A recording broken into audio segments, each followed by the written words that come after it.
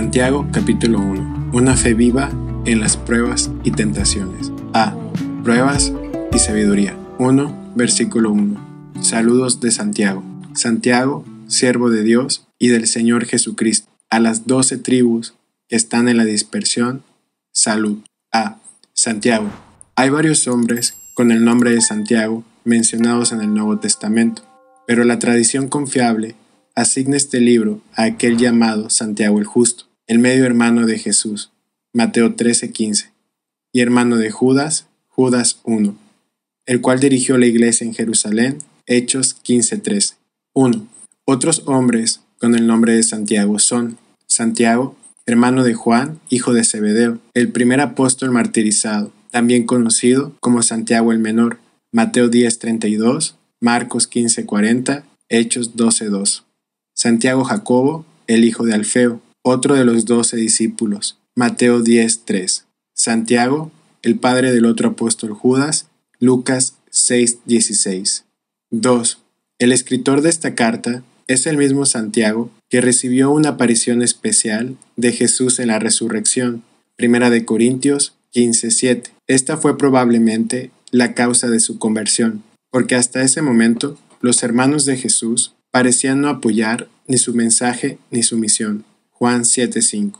3. Cuando siguió a Jesús, lo hizo con gran devoción. Una historia temprana de la iglesia dice que Santiago fue tal hombre de oración que sus rodillas tenían callos grandes y gruesos, que parecían las rodillas de un camello. También dice que Santiago fue martirizado en Jerusalén, ya que lo empujaron desde un punto alto del templo. Sin embargo, la caída no lo mató, y en el suelo fue golpeado hasta morir, incluso mientras oraba por sus atacantes. B. Siervo de Dios y del Señor Jesucristo. Saber que este Santiago era el medio hermano de Jesús hace que su autointroducción sea más significativa. Él no se proclama a sí mismo como el hermano de Jesús, sino solo como un siervo de Dios y del Señor Jesucristo. Jesús no era solamente el hermano de Santiago, Él era su Señor, lo que es más importante aún.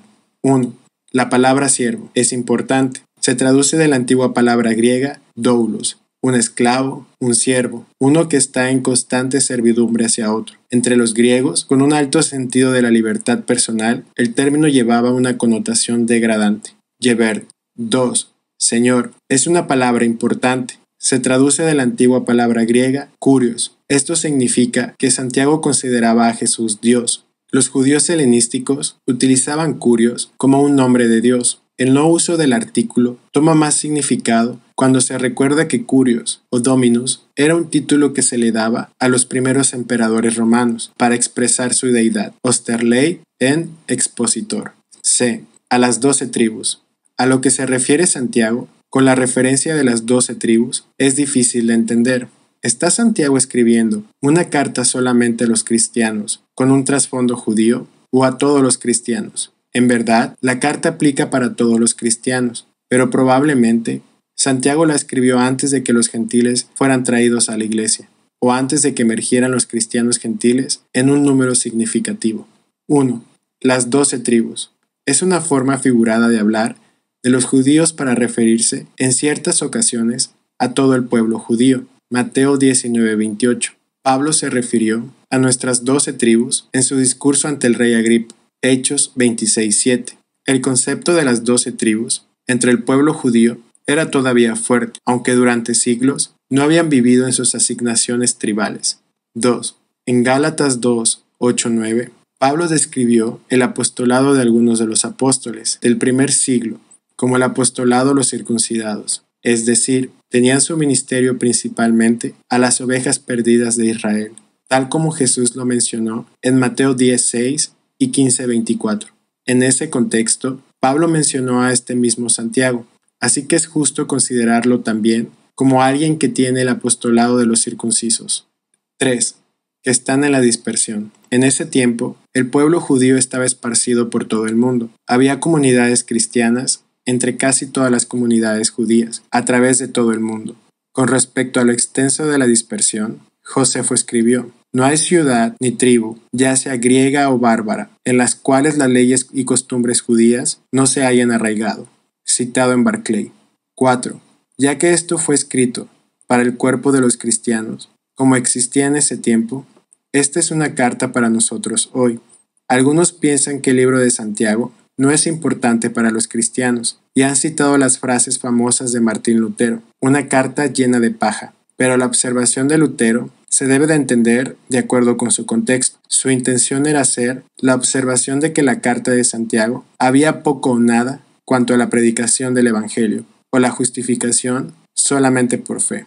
En otro lugar, él escribió del libro de Santiago: yo tengo por mucha estima la carta de Santiago y la tengo como valiosa. No expone doctrinas humanas, pero pone mucho énfasis en la ley de Dios, citado en Barclay. 5. Martín Lutero sabía y enseñaba exactamente lo que enseña el libro de Santiago. El siguiente fragmento se refiere a la salvación por fe y es de su prefacio a los romanos. Oh, la fe es una cosa viviente y activamente ocupada. Es imposible que no esté haciendo cosas buenas insensatamente. No pregunta si se deben de hacer obras buenas, sino que antes de que se haga la pregunta, ya ha hecho esto y está constantemente haciéndolas. Cualquiera que no haga dichas obras es, por lo tanto, un incrédulo. Tantea y busca alrededor fe y buenas obras, pero no sabe ni lo que es la fe ni lo que son las buenas obras. Pero él habla y habla, con muchas palabras, sobre fe y buenas obras. Citado en Mo. 6. De muchas maneras. Escuchamos al libro de Santiago debido a que repite las enseñanzas de Jesús. Hay al menos 15 alusiones al Sermón del Monte en Santiago. Santiago era un hombre que conocía las enseñanzas de Jesús y que las tomó en serio cuando escribió esta carta. D. El saludo. Salud. Era la costumbre griega para comenzar una carta. Pablo nunca la usó. Él prefería saludar a sus lectores con las palabras gracia y paz, pero aquí Santiago usa un saludo más común. 2. Versículos 2 al 4. Paciencia en las pruebas. Hermanos míos, tener por sumo gozo cuando os halléis en diversas pruebas, sabiendo que la prueba de vuestra fe produce paciencia, mas tenga la paciencia su obra completa, para que seáis perfectos y cabales, sin que os falte cosa alguna. A. Tener por sumo gozo cuando os halléis en diversas pruebas. Santiago considera las pruebas como inevitables. Él dice, cuando, y no, sí, os halléis en diversas pruebas. Al mismo tiempo, las pruebas son ocasiones para el gozo, no para una resignación desalentadora. Podemos tener sumo gozo en medio de las pruebas, debido a que son utilizadas para producir paciencia. 1. Moffat tradujo Santiago 1.2 como saludadlo como puro gozo, señalando un juego de palabras entre el saludo al final de Santiago 1.1 y una palabra similar que se emplea para comenzar Santiago 1.2. Es un intento de hacer resaltar el juego de palabras del original, donde el cortés chairein, saludo, se hace eco de charán, gozo. 2. La antigua versión de King James dice, cuando caigan en diversas tentaciones, pero se refiere al vocablo pruebas de la nueva versión de King James. La palabra traducida como pruebas significa aflicción, persecución o prueba de cualquier tipo, y en este sentido se utiliza aquí, sin pretender una sugerencia diabólica, o lo que generalmente se entiende por la palabra tentación. Clark. 3. Cuando os halléis, no entran paso a paso, sino que se precipitan.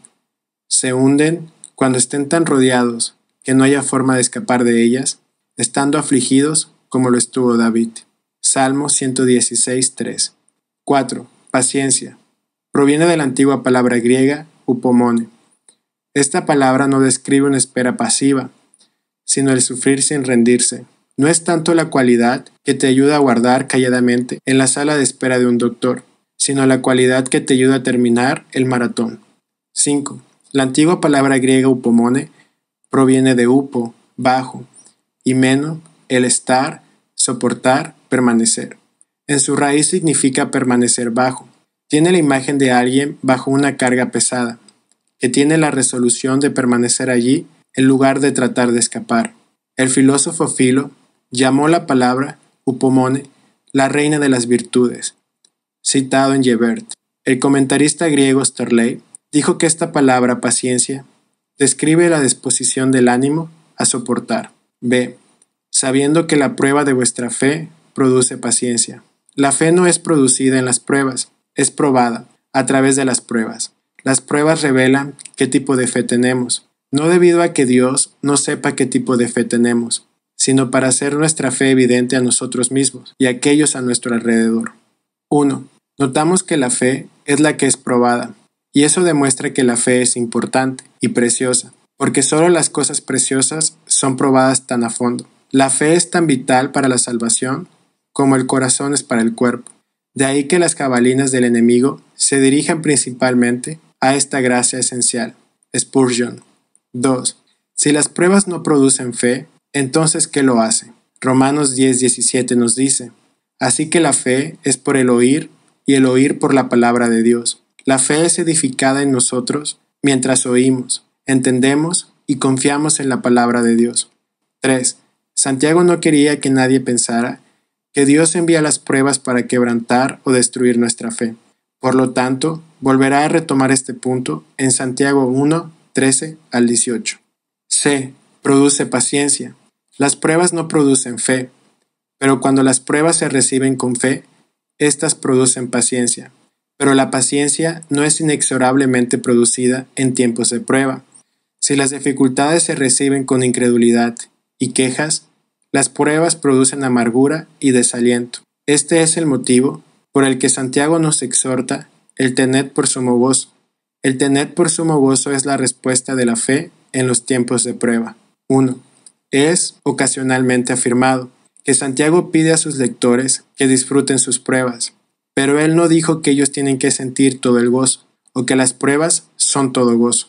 Gebert. D. Mas tenga la paciencia, su obra completa, para que seáis perfectos y cabales, sin que os falte cosa alguna. La obra de la paciencia viene lentamente, y se debe permitir que florezca enteramente. La paciencia es una marca de las personas que son perfectos y cabales, sin que os falte cosa alguna. 1. La paciencia no debe ser ni un centímetro menos que la aflicción. Si el puente llega a la mitad del arroyo, solo daremos un mal paso. El deseo del diablo es que nos apresuremos. Trap. 2. Estas expresiones, en su aplicación actual, para algunos son tomadas de los juegos griegos. El hombre perfecto era el que hubiera obtenido la victoria en cualquiera de los ejercicios atléticos, pero entero, es decir, completo, era quien alcanzaba la victoria en el pentatlón, en cada uno de los 5 ejercicios. Clark. 3. Otros piensan que los términos provienen del mundo del sacrificio, donde los animales que clasificaban para ser sacrificados debían ser perfectos y cabales, sin que os falte cosa alguna. Solo esos eran aptos para ofrecerlos a Dios. Significaba que el animal había sido probado y aprobado. 4. La tendencia natural de los problemas no es santificar, sino inducir al pecado. Un hombre es muy propenso a volverse incrédulo bajo la aflicción. Eso es un pecado. Es propenso a murmurar contra Dios bajo ella. Eso es un pecado. Es propenso a recurrir a alguna manera corrupta para escapar de sus dificultades. Eso es un pecado. Por eso se nos enseña a orar. No nos dejes caer en la tentación, porque la prueba lleva en sí su medida de tentación. Y si no fuera neutralizada por la gracia abundante, nos llevaría al pecado. Spurgeon. 5. Sin embargo, las pruebas pueden ser una maravillosa obra de Dios en nosotros. He mirado hacia atrás, a los tiempos de prueba, con una especie de anhelo, no de que vuelvan, sino de sentir la fuerza de Dios como la he sentido en ese entonces, de sentir el poder de la fe como la he sentido en esos momentos, de aferrarme al poderoso brazo de Dios como me aferré a Él en esa época, y de ver a Dios en acción como lo vi en ese entonces. Spurgeon. 3, versículos 5 al 8. ¿Cómo recibir la sabiduría que necesitas de Dios? Y si alguno de vosotros tiene falta de sabiduría, pídala a Dios, el cual da a todos abundantemente y sin reproche, y les hará dada. Pero pida con fe, no dudando nada, porque el que duda es semejante a la onda del mar, que es arrastrada por el viento y echada de una parte a otra. No piense, pues, quien tal haga, que recibirá cosa alguna del Señor. El hombre de doble ánimo es inconstante en todos sus caminos. Y si alguno de vosotros tiene falta de sabiduría. Las pruebas son temporadas necesarias para buscar sabiduría de Dios. Muy a menudo no sabíamos que necesitábamos sabiduría, sino hasta que llegaron nuestras pruebas. Ya dentro del tiempo de prueba, debemos de saber si una prueba en particular es algo que Dios quiere que eliminemos por fe o algo en lo que quiere que perseveremos por fe. Y esto requiere sabiduría. 1. En las pruebas necesitamos la sabiduría mucho más que el conocimiento.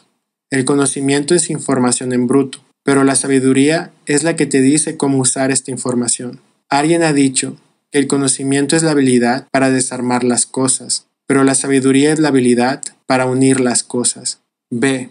Pídala a Dios. Para recibir sabiduría, simplemente debemos de pedir a Dios, quien da sabiduría generosamente, abundantemente, y sin despreciar nuestra petición, sin reproche. 1. Todos estamos tan dispuestos a ir a los libros, a ir a los hombres, a ir a las ceremonias, a cualquier cosa excepto a Dios. Por consiguiente, el texto no dice que les preguntes a los libros, ni que les preguntes a los sacerdotes, sino que le preguntes a Dios. Spurgeon. 2. Dios sí da abundantemente, da según su excelente grandeza, como Alejandro Magno, que dio una ciudad a un pobre, y cuando éste modestamente la rechazó por ser demasiado grande para él, Alejandro le respondió, en latín, el negocio no es lo que tú estés apto para recibir, sino lo que dar transforma en mí. Trapp. 3. Sin reproche. Esto es añadido con el fin de que nadie deba temer a acercarse muy seguido a Dios, ya que él ha añadido nuevas bendiciones a lo anterior, sin ningún fin o limitación. Calvin. El conocer la generosidad de Dios, que Él nunca nos reprocha o está resentido cuando pedimos sabiduría, nos debe de animar a pedir más seguido. Necesitamos entender que Él es el Dios de la mano abierta, no el Dios del puño cerrado. 4. Cuando queremos sabiduría, el lugar para empezar es la Biblia. El lugar para terminar es la Biblia. La verdadera sabiduría siempre será consistente con la palabra de Dios. 5.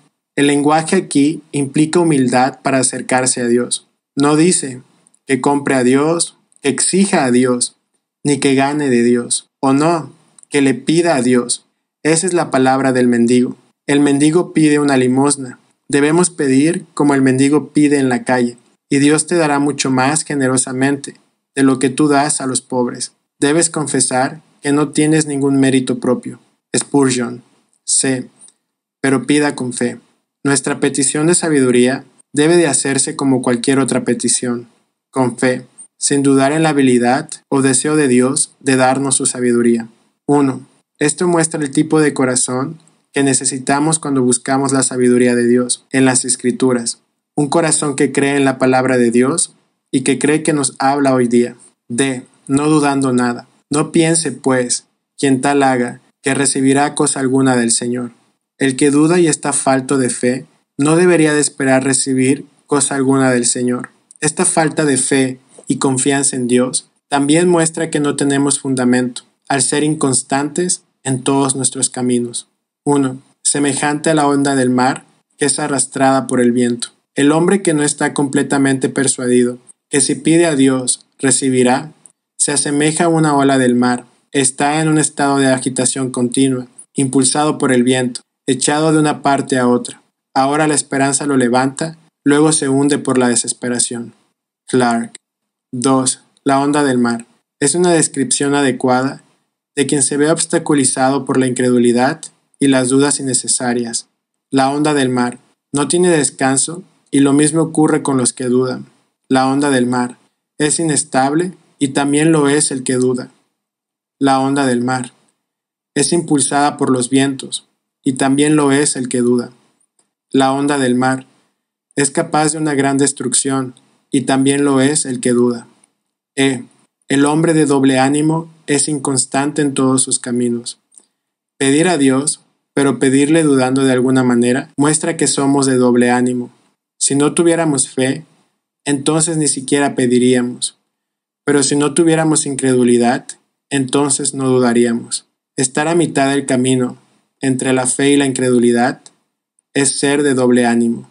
1. Según Gebert, doble ánimo es literalmente tener dos almas. El hombre de dos almas tiene una enfocada en la tierra y la otra en el cielo. Quiere asegurar ambos mundos, no quiere renunciar a la tierra y no quiere dejar el cielo. Clark. 2. El hombre que vino a Jesús y le dijo: Señor, yo creo, ayuda a mi incredulidad. Marcos 9:24. No era de doble ánimo. Él quería creer y declaró lo que creía. Su fe era débil, pero no estaba teñida con la duda del doble ánimo. 3. ¿Crees que Dios puede darte sabiduría y que lo hará si se lo pides? Entonces, ve de inmediato a Él y dile: Señor, esto es lo que necesito. Especifica tus deseos, declara tu condición exacta, presenta todo el caso ante Dios, con tanto orden, como si estuvieras contando tu historia a un amigo inteligente que estuviera dispuesto a escucharla y preparado para ayudarte. Y luego di: Señor, esto es específicamente lo que creo que quiero, y te pido esto creyendo que puedes dármelo. Spurgeon. 4. Versículo 9 al 11. Ánimo para aquellos afectados por las pruebas. El hermano que es de humilde condición, gloríese en su exaltación, pero el que es rico, en su humillación, porque él pasará como la flor de la hierba, porque cuando sale el sol con calor abrasador, la hierba se seca, su flor se cae, y perece su hermosa apariencia. Así también se marchitará el rico en todas sus empresas. A. El hermano que es de humilde condición, gloríese en su exaltación. Tanto como es para el humilde el regocijarse cuando es exaltado por Dios, también es apropiado, pero más difícil, para los grandes, el que es rico, regocijarse cuando en las pruebas se encuentran humillación. 1. Como el hermano pobre se olvida de toda su pobreza en la tierra, así también el hermano rico olvida toda su riqueza en la tierra. Por la fe en Cristo, los dos son iguales. Geber, citado en Lenski. 2.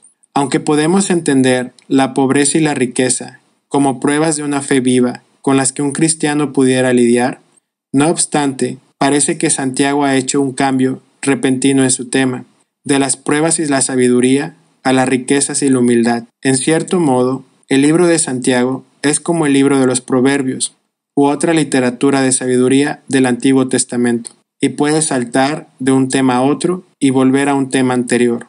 B. Porque él pasará como la flor de la hierba. Las pruebas sirven para recordarles a los ricos y a los grandes que a pesar de que piensen que están cómodos en esta vida, es solamente en esta vida, la cual se va a desvanecer como la hierba que se seca o como la flor que se marchita. 1.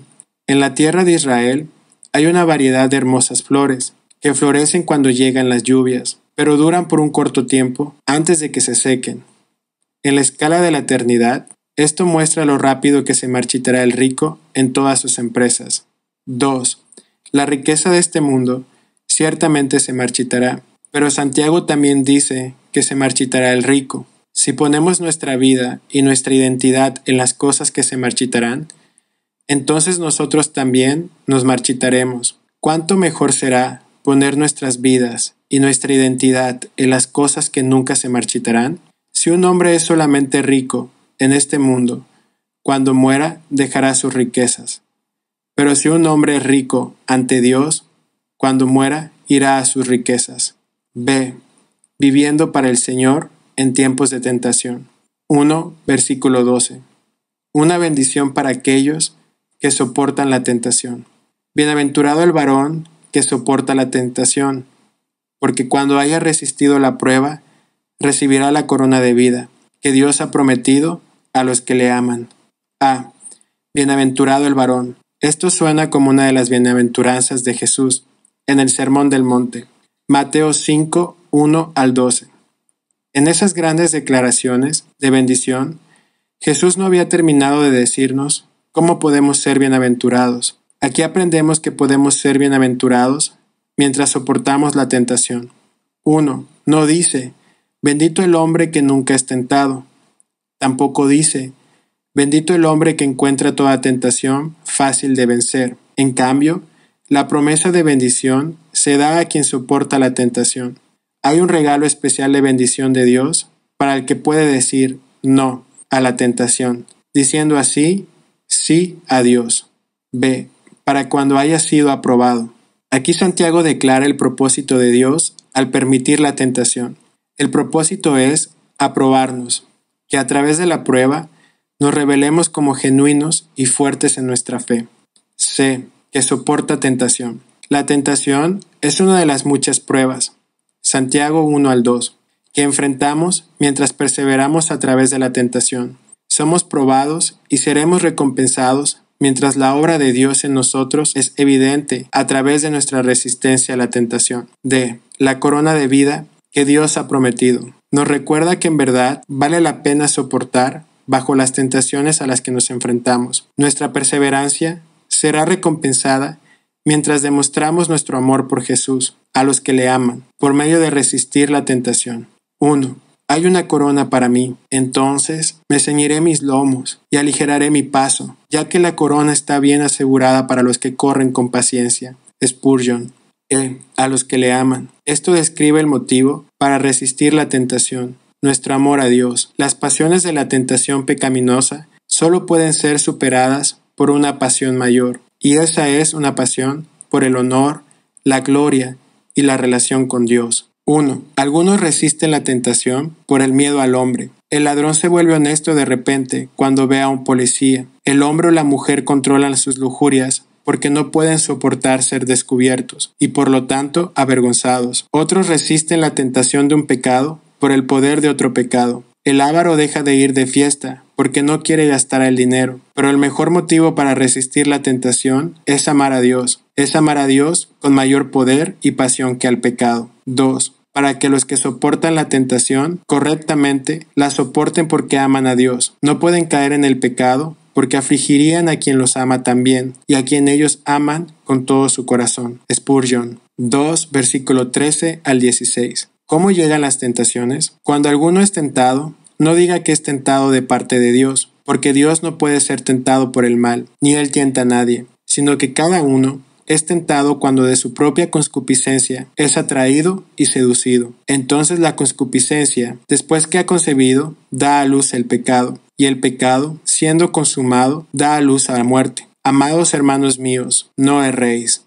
Cuando alguno es tentado, no diga que es tentado de parte de Dios. La tentación no viene de parte de Dios, a pesar de que Él la permite. Él, en sí mismo, no nos seduce a hacer mal. Dios puede probar nuestra fe sin una solicitud al mal, ni Él tienta a nadie. 1. Santiago sabía que la mayoría de las personas tienen una inclinación impía de culpar a Dios cuando se encuentran en pruebas, pero debido a su propia naturaleza, Dios es incapaz de ser tentado, en el sentido que nosotros somos tentados, como Santiago lo explicará, ni tampoco Él tienta a nadie. 2.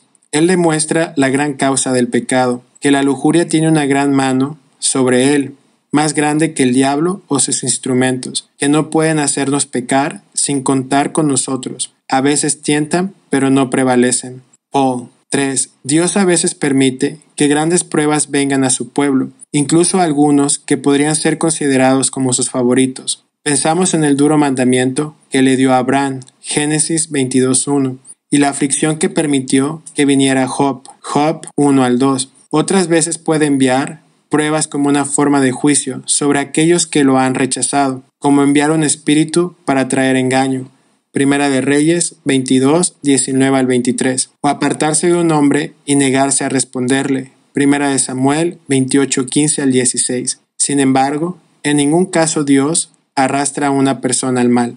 4. Satanás tienta. Dios pone la prueba, pero la misma prueba puede ser tanto una tentación como una prueba. Puede ser una prueba del lado de Dios y una tentación del lado de Satanás. Así como Job sufrió a causa de Satanás y fue una tentación, también sufrió de parte de Dios a través de Satanás, y esto constituyó una prueba para él. Spurgeon. B. Cada uno es tentado cuando de su propia concupiscencia es atraído y seducido. Dios no nos tienta. En lugar de eso, la tentación viene cuando cada uno es atraído por su propia concupiscencia y es seducido, con el mundo y el maligno como proveedores de las seducciones. 1. Atraído. Es una metáfora tomada de un pez atraído por una carnada, o más bien, de una ramera sacando a un joven del camino correcto y atrayéndolo con la carnada del placer para cometer una locura con ellas. Paul. 2. Satanás ciertamente nos tienta, pero la única razón por la cual la tentación tiene un gancho para nosotros, es debido a nuestra propia naturaleza caída, la cual corrompe nuestros deseos dados por Dios. Nosotros, por lo regular, le damos demasiado crédito a Satanás por sus poderes para tentarnos, y fallamos en reconocer que somos atraídos por nuestras propias concupiscencias. 3. Algunos, a los cuales les gusta enfatizar la soberanía de Dios, dicen que Dios es responsable de todas las cosas, pero Dios jamás es el responsable del pecado y la condenación del hombre. Cuando la Escritura le atribuye ceguera o dureza de corazón a Dios, no le asigna el comienzo de la ceguera, ni tampoco le hace el autor del pecado, ni se le atribuye a él la culpa. Calvin. Calvin también escribió: la Escritura acierta en que los reprobados son entregados a lujurias depravadas, pero esto es debido a que el Señor deprava o corrompe sus corazones. De ninguna manera, ya que sus corazones están sujetos a lujurias depravadas, debido a que ya están depravados y viciados. Dios nunca es el responsable por el pecado o la condenación de ningún hombre. C. La concupiscencia, después que ha concebido, da a luz el pecado. Lo que brota de una concupiscencia corrupta es el pecado. Lo que brota del pecado es la muerte. La progresión a la muerte es un resultado inevitable, el cual Satanás siempre intenta esconder de nosotros, pero del que nunca debemos de ser engañados. 1. Santiago representa la lujuria de los hombres como una ramera, que atrae su entendimiento y voluntad a sus brazos impuros, y de esa conjunción concibe el pecado. El pecado, al producirse, actúa inmediatamente y se alimenta de la repetición frecuente, hasta que al final gana tal fuerza que a su vez engendra la muerte. Esta es la verdadera genealogía del pecado y la muerte. Clark. D. Amados hermanos míos, no erréis. La gran estrategia de Satanás es convencernos de que la búsqueda de nuestras concupiscencias corruptas de alguna manera producirá vida y bondad. Si recordáramos que Satanás solo viene para hurtar, matar y destruir, Juan 10:10, entonces resistiríamos las decepciones y tentaciones más fácilmente. 3, versículo 17 al 18. La bondad de Dios permanece, en contraste con las tentaciones a las cuales nos enfrentamos. Toda buena dádiva y todo don perfecto desciende de lo alto, del Padre de las luces, en el cual no hay mudanza ni sombra de variación. Él, de su voluntad, nos hizo nacer por la palabra de verdad, para que seamos primicias de sus criaturas. A. Toda buena dádiva y todo don perfecto desciende de lo alto. De nuestra propia naturaleza caída y de aquello que nos pueda seducir, no esperamos bondad, pero toda buena dádiva y todo don perfecto viene del cielo, de Dios Padre. 1. Por supuesto, la bondad definitiva de cualquier dádiva debe ser medida en una escala eterna. Algo que al parecer es solamente bueno, como ganarse la lotería, puede de hecho convertirse en nuestra destrucción. B. En el cual no hay mudanza ni sombra de variación. La bondad de Dios es constante, no hay mudanza en él. En lugar de sombras, Dios es Padre de las luces. 1. Según Gebert, en el griego antiguo es en realidad el Padre de las luces. Las luces, específicamente, son los cuerpos celestes que iluminan el cielo, tanto de día como de noche. El sol y las estrellas nunca dejan de dar luz, incluso cuando no podemos verlos. Cuando llega la noche, la oscuridad no es culpa del sol, pues el sol sigue brillando con la misma intensidad que antes. Es la tierra la que se ha apartado del sol, y por eso viene la oscuridad. Lo mismo ocurre con Dios, nunca hay una sombra en él. 2. Esto significa que Dios nunca cambia. Entre los teólogos modernos, hay algunos que están en una corriente que es llamada proceso teológico, que plantea que Dios está madurando y creciendo y progresando. Pero la Biblia dice que no hay mudanza ni sombra de variación en Dios. C. Él de su voluntad nos hizo nacer por la palabra de verdad. Santiago entendió que el regalo de la salvación fue dado por Dios y no ganado por el trabajo o la obediencia del hombre. Es por su propia voluntad que nos hizo nacer para la salvación. 1. Nos hizo nacer. La expresión correctamente significa Él hizo el oficio de una madre para nosotros, el de llevarnos a la luz de la vida. Trapp. 2. Ahora bien, la mayoría de los hombres generosos necesitan que su generosidad sea motivada. Necesitarán que se les espere. Hay que apelar a ellos. A veces hay que presionarlos. Un ejemplo debe guiarlos. Pero por su propia voluntad, Dios hizo todo lo que ha sido hecho. sin ningún incentivo e impulso, movido solo por sí mismo, porque se deleite en la misericordia, porque su nombre y su naturaleza son el amor, porque siempre, como el sol, es natural para él distribuir los rayos de su gracia eterna. Spurgeon. D. Para que seamos primicias de sus criaturas. Podemos ver la bondad de Dios en nuestra salvación, ya que Él inició nuestra salvación por su propia voluntad y nos llevó a la vida espiritual por su palabra de verdad, para que pudiéramos ser para su gloria como primicias de su cosecha. 1. En los versos anteriores, Santiago nos dijo lo que la lujuria del hombre produce, el pecado y la muerte. Aquí nos dice lo que la voluntad de Dios bueno trae, la salvación para nosotros como una especie de primicias de sus criaturas. 2. Santiago puede referirse a su propia generación de creyentes cuando los llama primicias, sobre todo porque escribe principalmente a los cristianos de origen judío. El hecho de que estos cristianos de origen judío sean primicias, Deuteronomio 26, 1 al 4, muestra que Santiago esperaba una cosecha posterior y mayor de cristianos de origen gentil. 3. Algunos han especulado sobre la idea de las primicias de sus criaturas, aún más, quizás demasiado lejos, diciendo que Santiago tenía en mente una redención más amplia entre las desconocidas criaturas de Dios, de las cuales somos las primicias de esa redención más amplia. 4. Versículo 19 al 20. Manteniéndonos firmes en contra de una ira pecaminosa. Por esto, mis amados hermanos, todo hombre sea pronto para oír, tardo para hablar, tardo para irarse, porque la ira del hombre no obra la justicia de Dios. A. Todo hombre sea pronto para oír, tardo para hablar, tardo para irarse. Podemos aprender cómo ser tardo para irarse, al aprender primero a ser pronto para oír y tardo para hablar. Mucha de nuestra ira y el enojo proviene de estar centrados en nosotros mismos y no centrarnos en los demás. Pronto para oír es una manera de estar centrado en los demás. Tardo para hablar es una manera de estar centrado en los demás. 1. Pero no nos ha enseñado la naturaleza lo mismo que el apóstol aquí, dándonos 2 oídos que están abiertos y una lengua encerrada tras los dientes y los labios. Trap.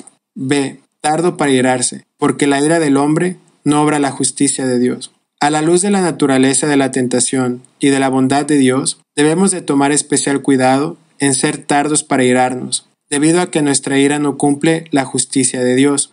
Nuestra ira siempre defiende nuestra propia agenda. 5. Versículo 21. Estando firmes en contra de las lujurias de la carne, por lo cual, desechando toda inmundicia y abundancia de malicia, recibid con mansedumbre la palabra implantada, la cual puede salvar vuestras almas. A. Inmundicia y abundancia de malicia. Esta expresión probablemente hace referencia a una manera impura de vivir, a la luz de la naturaleza de la tentación y la bondad de Dios. Debemos de estar desechando toda impureza, aportándolo lejos de nosotros. 1. Toda inmundicia. La apestosa inmundicia de una úlcera pestilente. El pecado es el vómito del diablo, el excremento del alma, la superfluidad o la basura de la maldad, como se le llama aquí, haciendo alusión a la basura de los sacrificios que se arrojaban al arroyo Quedrón, es decir, la zanja de la ciudad. Trap. 2. La versión antigua de King James traduce la frase abundancia de malicia como superfluidad de la maldad. B. Recibid con mansedumbre la palabra implantada. En contraste con una manera impura de vivir, nosotros debemos de recibir, haciéndolo con mansedumbre, la palabra implantada de Dios. Esta palabra nos puede salvar en nuestra situación actual y para la eternidad. La pureza de la palabra de Dios nos persevera en un mundo impuro. 1. Lo primero entonces es recibir.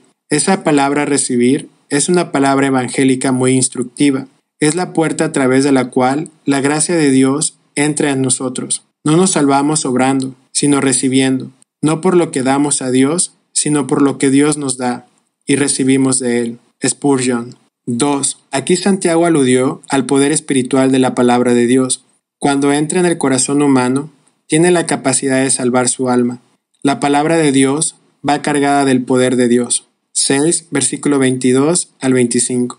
¿Cómo recibir la palabra de Dios? Pero sed hacedores de la palabra y no tan solamente oidores, engañándoos a vosotros mismos, porque si alguno es oidor de la palabra, pero no hacedor de ella, Este es semejante al hombre que considera en un espejo su rostro natural, porque él se considera a sí mismo, y se va, y luego olvida cómo era. Mas el que mira atentamente en la perfecta ley, la de la libertad, y persevera en ella, no siendo oidor olvidadizo, sino hacedor de la obra, éste será bienaventurado en lo que hace. Pero sed hacedores de la palabra y no tan solamente oidores. Debemos recibir la palabra de Dios como hacedores, no solamente como oidores. El estar cómodo en el hecho de que has escuchado la palabra de Dios, mientras no la aplicas, es engañarte a ti mismo. 1. En el mundo antiguo, era común para las personas escuchar a un maestro, pero si seguías al maestro y tratabas de vivir lo que él decía, entonces eras llamado un discípulo de dicho maestro. Podemos decir que Jesús está mirando a sus discípulos, hacedores, no meramente oidores. 2. Jesús utilizó el mismo punto para concluir su gran sermón del monte. Él dijo que aquel que escuchaba la palabra sin aplicarla era semejante a un hombre que edificó su casa sobre la arena, pero el que escuchaba la palabra de Dios y la hacía era como un hombre que edificó su casa sobre la roca, la cual podía soportar las inevitables tormentas de la vida y la eternidad. Mateo 7, 24-27. 3. Un maestro predicador puede dar un discurso elocuente sobre el Evangelio o explicar hábilmente alguna profecía del Antiguo Testamento sobre Cristo, pero cuando el sermón se da, no se da completo.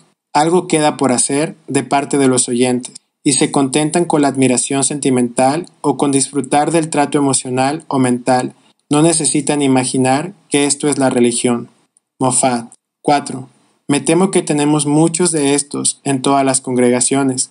Oyentes admiradores, oyentes afectuosos, oyentes adjuntos, pero al mismo tiempo oyentes no bendecidos, porque no son hacedores de la palabra. Spurgeon. 5.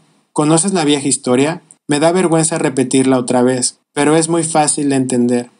Cuando Donald salió de Clerk, antes de lo habitual, Sandy le dijo: ¿Qué, Donald? ¿Has terminado el sermón? No, dijo Donald. Está todo dicho, pero aún no ha empezado a consumarse. Spurgeon. B. Este es semejante al hombre que considera en un espejo su rostro natural, porque él se considera a sí mismo y se va, y luego olvida cómo era. Aquel que solamente oye la palabra de Dios, pero no la pone en práctica, tiene el mismo sentido y estabilidad de aquel hombre que se mira en un espejo, e inmediatamente se olvida de lo que vio. La información que recibió no le hizo ningún bien en su vida. 1. Considera su rostro natural. La antigua palabra griega traducida como considera tiene la idea de un escudriño cuidadoso. Por aplicación, Santiago se está refiriendo a las personas que escudriñan cuidadosamente la palabra de Dios, y se les podría tener como verdaderos expertos de la Biblia, pero finalmente no la llevan a la práctica. 2. El espejo de la palabra no es como nuestro espejo ordinario, que solo nos muestra nuestros rasgos externos. Según el griego de nuestro texto, el hombre ve en él la cara de su nacimiento, es decir, la cara de su naturaleza. El que lee y escucha la palabra puede ver no solo sus acciones, sino también sus motivos, sus deseos, su condición interior. Spurgeon. 3. Entendiendo este poder de la palabra de Dios, el predicador es responsable de trabajar duro para no obstaculizar este poder. Ciertos predicadores sueñan que su misión es pintar cuadros bonitos, pero no es así.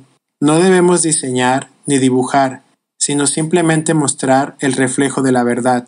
Debemos sostener el espejo de la naturaleza en un sentido moral y espiritual, y dejar que los hombres se vean a sí mismos en él. Ni siquiera tenemos que hacer el espejo, solo sostenerlo. Los pensamientos de Dios, y no los nuestros, deben exponerse a nuestros oyentes, y estos descubren al hombre por sí mismos. La palabra del Señor es reveladora de secretos. Muestra al hombre su vida, sus pensamientos, su corazón, su interior. Spurgeon. 4. Una persona sana se mira en el espejo para hacer algo, no solo para admirar la imagen. Asimismo, un cristiano sano se mira en la palabra de Dios para hacer algo al respecto, no solo para almacenar hechos que no utilizará, sino para ser un hacedor de la palabra. 5. Las doctrinas de Dios, cuando se predican fielmente, son tal espejo.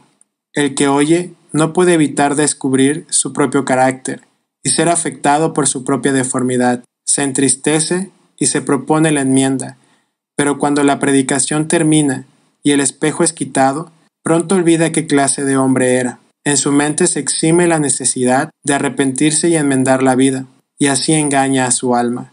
Clark. 6. Consigue que la ley de Dios sea como un espejo en el que puedas mirar detenidamente. Dice el señor Bradford, así verás tu cara tan mal arreglada y tan vergonzosamente picante, sarnosa, con viruela y costra, que no podrás dejar de lamentarte al contemplarlo. Trapp. C. Mas el que mira atentamente en la perfecta ley, la de la libertad, y persevera en ella, éste será bienaventurado en lo que hace. Pero si estudiamos la palabra de Dios atentamente y la llevamos a la práctica, persevera en ella, entonces seremos bienaventurados. 1. El que mira atentamente en la perfecta ley, la de la libertad. En el antiguo lenguaje griego, la palabra para mira atentamente habla de un examen penetrante, así que la persona aún se agachara para tener una mejor vista. A pesar de que Santiago expresa la necesidad de hacer, no descuida el estudiar la palabra de Dios. Debemos buscar en la palabra de Dios. 2. Adam Clark señala que la palabra griega antigua traducida como considera es parameinas, y tiene este sentido. Toma tiempo para ver y examinar el estado de su alma, la gracia de su Dios, el alcance de su deber y la altura de la gloria prometida. La metáfora aquí se basa en las mujeres que pasan mucho tiempo en su espejo para poder decorarse con mayor provecho y no dejar ni un pelo, ni el más pequeño adorno, fuera de lugar. 3. La perfecta ley, la de la libertad. Esta es una manera maravillosa de describir la palabra de Dios. En el Nuevo Pacto, Dios nos revela su ley, pero es una ley de libertad, escrita en nuestros corazones, transformados por el Espíritu de Dios. 4. Toda la doctrina de la Escritura, especialmente el Evangelio, llamada ley. Romanos 3:27. Tanto por ser una regla, como por el poder que tiene sobre el corazón, y una ley de libertad, porque muestra el camino hacia la mejor libertad, la libertad del pecado, de la esclavitud de la ley ceremonial, del rigor de la moral y la ira de Dios. Paul. 7, versículo 26 al 27. Ejemplos de lo que significa el ser hacedor de la palabra de Dios. Si alguno se cree religioso entre vosotros y no refrena su lengua, sino que engaña su corazón, la religión de tal es vana. La religión pura y sin mácula delante de Dios, el Padre, es esta: visitar a los huérfanos y a las viudas, y en sus tribulaciones, y guardarse sin mancha del mundo. A. Si alguno se cree religioso entre vosotros. La verdadera religión no se muestra por solamente oír la palabra, sino por hacerla. Una manera de ser hacedor de la palabra de Dios es refrenar la lengua. 1. Se cree religioso. El Nuevo Testamento nunca usa la antigua palabra griega para religioso, en un sentido positivo. Hechos 17:22, 25:19, 26:5. Colosenses 2:23. Santiago la usó aquí para referirse a alguien que es religioso, pero que realmente no está bien con Dios, y esto se evidencia porque no refrena su lengua. B. La religión de tal es vana. Tu caminar con Dios es vano si no se traduce en la manera en la que vives y en la que tratas a los demás. Muchos son engañados en su propio corazón con respecto a la realidad de su caminar con Dios. 1. Esto parece reflejarse en los hipócritas judíos, cuya religión consistía en observancias externas y en guardarse de las contaminaciones ceremoniales, cuando todavía se manchaban con tantos moralismos. Mateo 23:23, Juan 18:28. Devoraron las casas de las viudas. Paul. 2. No niega el lugar de culto público. Ver Santiago 2:2, 5:14. O de las observancias religiosas, pero explica que a los ojos de Dios una religión pura y sin mácula se expresa en actos de caridad y en la castidad, las dos características de la ética cristiana primitiva que impresionaron al mundo contemporáneo. Moffat. C. La religión pura y sin mácula delante de Dios. Hay una gran cantidad de religión pura y sin mácula a los ojos de los hombres, que no es pura y sin mácula delante de Dios. D. Visitar a los huérfanos y a las viudas en sus tribulaciones y guardarse sin mancha del mundo. Un verdadero caminar con Dios se muestra de maneras simples y prácticas, ayuda a los necesitados y se mantiene a sí mismo sin mancha de la corrupción del mundo. 1. El ritualismo bíblico, el culto externo puro, la verdadera encarnación de los principios internos de la religión, es visitar a los huérfanos y a las viudas en su aflicción, y mantenernos sin mancha del mundo. La caridad y la pureza son las dos grandes prendas del cristianismo. Spurgeon. 2. La verdadera religión no solo da algo para el alivio de los afligidos, sino que los visita, los supervisa, los cuida. Esto es lo que significa epikepstestai. Va a sus casas y habla a sus corazones, alivia sus necesidades, simpatiza con ellos en sus angustias, los instruye en las cosas divinas y los encomienda a Dios. Y todo esto lo hace por el Señor. Esta es la religión de Cristo. Clark. Sin mancha del mundo. La idea no es que un cristiano se aleje del mundo, sino que se relacione con los huérfanos y las viudas en sus tribulaciones, y las demás personas en sus necesidades. El ideal cristiano no es retirarse del mundo. Están en el mundo, pero no pertenecen a él, y se guardan sin mancha del mundo. 1. Me gustaría ver a un cristiano no apartado en una vitrina de cristal, lejos de la prueba y la tentación, sino cubierto con un escudo invisible, para que donde quiera que fuera, estuviera protegido de las malas influencias que hay en el mundo en casi todos los lugares. Spurgeon. 2. Del libro de Génesis. Lot es un ejemplo de un hombre que fue visto por el mundo. Empezó a acercarse hacia Sodoma sin tener en cuenta el clima espiritual de la zona, debido a la prosperidad de ésta. Eventualmente, se mudó a la ciudad malvada y se convirtió en parte del liderazgo de la ciudad. El resultado final fue que Lot lo perdió todo y se salvó solamente como por la piel de sus dientes. 3. No hay ningún libro con un ideal tan elevado de lo que la vida puede llegar a ser cuando se rinde a la gracia de Cristo. Un corazón limpio y un manto sin manchas. No se permite el pecado en el alma, ni que el mal hábito domine y arrebate la vida. Mayer.